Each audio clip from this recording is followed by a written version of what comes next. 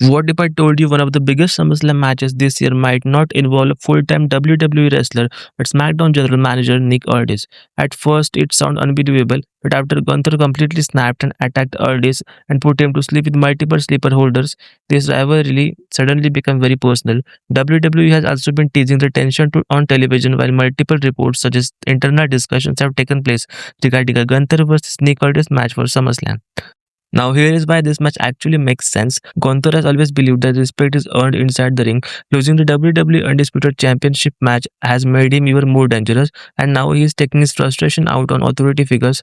Nick Aldis isn't just another general manager, he is former world champion with years of experience under his belt, and someone who has repeatedly stood up against the Gunther instead of backing down. Unlike Adam Pearce, Aldis has never looked intimidated.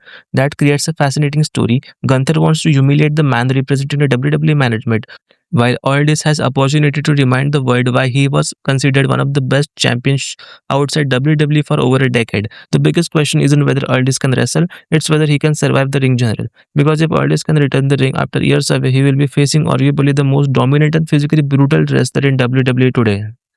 Personally, I think the match should happen, not because the Nick Aldis is expected to win, because it gives Gunther a meaningful feud without another championship involved. It also introduces Aldis to WWE fans as more than just an authority figure. I expect Aldis to put a surprisingly competitive fight, showing flashes of the champion he once was, but in the end, Gunther wins. A brutal powerbomb, one final sleeper holder, and another statement victory that reminds everyone why Gunther remains one of the most feared competitors in WWE. But that's just my prediction. Do you think Nick Aldis should step back into the ring at SummerSlam, or should Gunther face someone else entirely?